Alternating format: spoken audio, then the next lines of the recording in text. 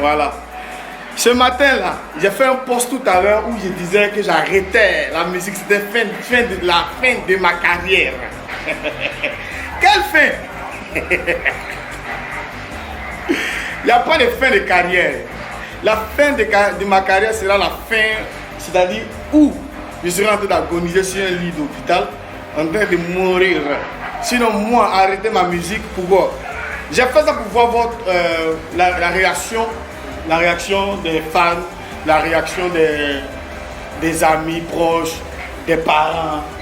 Voilà. Et il y a des personnes qui ont vraiment de l'amour pour moi. C'est aujourd'hui que j'ai vu ça. Voilà. Parce que j'ai reçu des coups de fil pas possible. Et puis, vraiment, ça m'a touché le cœur.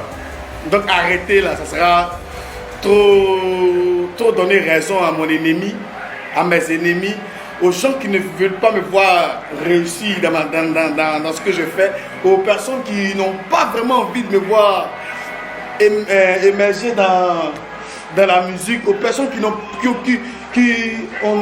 dans la tête, qui veulent me voir pourrir en fait.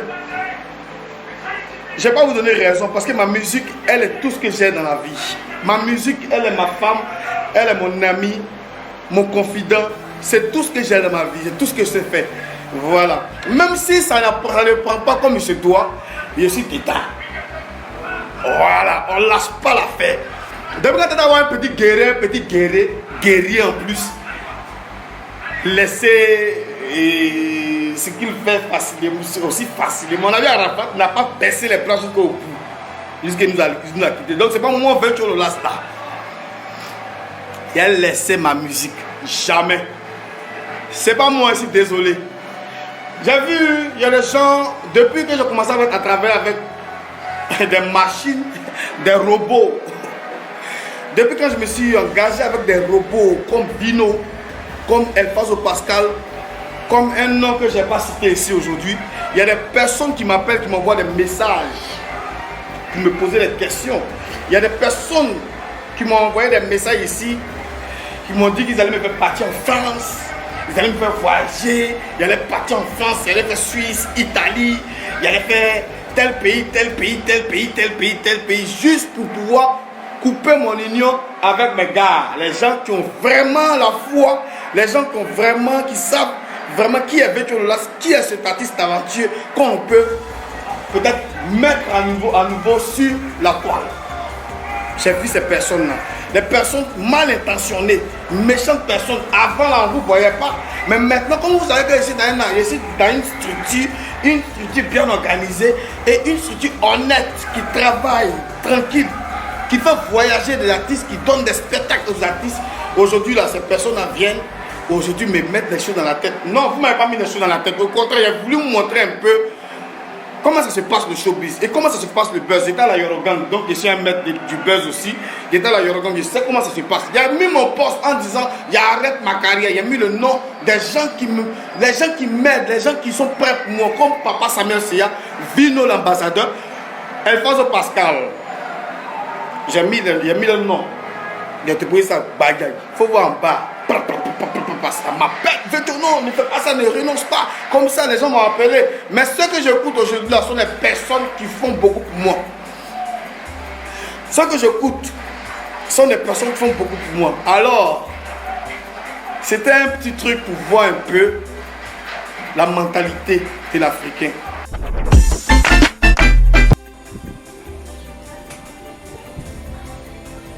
Voilà, bonjour encore, c'est le réseau qui m'a fait défaut, comme on a dit là. On n'a qu'à voir les maisons de communication là, on n'a qu'à voir les réseaux aussi. C'est en ce temps-là même qu'on a beaucoup besoin parce que quelqu'un qui ne peut rien faire, qui est coupé du reste du monde, comme ça quand même là, ça va la rendre fou. Il y en a même, il va faire dépilation, il va dépercer. Donc là, il ne faudrait pas que ça arrive, on n'a qu'à améliorer quand même le système régional. Le système de réseau. Donc là, je vous dis bonjour pour ceux qui viennent de me prendre en masse. Bonjour. Pour ceux qui ont envie de se connecter aussi, bonjour. Pour ceux qui sont en train de chercher le réseau pour me regarder, bonjour. Et donc, bonjour Abdoulaye. Voilà, Fofana Abdoulaye, bonjour. Voilà, j'ai en train de faire cette vidéo là pour dire que les Sambiga, moi je dis seulement que on est africains. Nous tous là, on est africains. On dit l'Afrique, elle est beige. Elle est la douce de l'humanité. L'Afrique, elle est beige de l'humanité. Et donc, aujourd'hui, l'Afrique, ou bien c'est parce que les gens ont fini de se laver dans nous. Regardez, et puis nous on va à l'école, on te dit ça. L'Afrique, elle est berger de l'humanité. Je ne suis pas plus intelligent que vous. Mais aujourd'hui, là, quand même, je suis un père de famille. J'ai mon enfant qui est là. C'est vrai, vous, je vous fais rire, vous n'aimez ça. Moi aussi, ça me fait plaisir de vous voir heureux avec moi. Je n'aime ça. Mais mon enfant à la maison, ce n'est pas la comédie là que je fais tous les jours. À la maison, je les indique, je les donne mon indication pour qu'eux aussi veulent ici dans la vie. Donc ça dit que je ne suis pas bête quand même. Mon enfant ne s'arrête pas dans la rue pour shooter les gens. Mon enfant, quand il va à l'école, il sait qu'il doit apprendre. Il va pour apprendre. Mon enfant, il ne va pas prendre un couteau pour graisser les gens. Mon enfant, quand même, je leur donne des vraies grandes valeurs. Pour ceux qui me connaissent, qui ont collaboré avec moi, et connaissent comment j'en ai. Voilà. Alors donc, j'ai quand même mon point de vue sur certaines choses. Je regarde, tout le monde, actuellement, tout le monde est concentré. Ils sont à la maison. Ils suivent les informations, les actualités. Tout le monde regarde ça. On me dit que l'Afrique est le berceau de l'humanité. Berceau là, on sait qu'on lave dedans. Donc ils sont venus, ils ont lavé, ils ont pigé l'eau, ils ont fait tout ce qu'ils veulent. Aujourd'hui là, je suis en train de casser berceau là. Parce qu'ils ont gagné douce. Mais nous, les fabricants de berceaux là, nous, pourquoi on va laisser les gens cacher notre berceau là comme ça? Non, il ne faut pas on va laisser faire ça quand même. Moi, ça fait, depuis que le gouvernement a dit qu'il n'y a pas de pestac là, moi je suis à la maison, je suis confirmé. Je suis à la maison avec beaucoup de mes camarades aussi qui sont confirmés, qui sont à la maison. Pendant que ils travaillent. Ce n'est pas que l'économie tombe. C'est bon. L'économie ne va pas tomber. C'est bon. Il faut travailler pour attraper l'économie. Mais ce que vous l'entendez oublier là, ce que vous l'oubliez aussi, c'est que en Afrique, et un peu, en Afrique, oui, je peux dire même c'est en Afrique, mais ça passe beaucoup. Plus de 90% de la population jeune et ils ne travaillent pas. Beaucoup ne travaillent pas. Aujourd'hui, pour travailler en Afrique, c'est relation.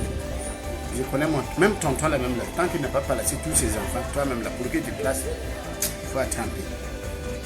Et on a beaucoup d'enfants. Enfin, nous en Afrique, c'est famille nombreuse. Et on a étudié ça si les parents avant là, et dit que bon, pour que la main d'œuvre là, pour qu'on ait un grand champ, pour qu'on soit, bon, avant là, quand tu es riche, tu as plantation, tu as tout, tu as mangé, tu as tout, tu as beaucoup d'enfants, tu as beaucoup de petites femmes, ton enfant fait femme, on prend femme de ton camarade, voilà, tu as un gros famille. Et on construit les maisons là, en géobéton, c'est la terre, on prend d'autres, tu peux faire une grosse maison.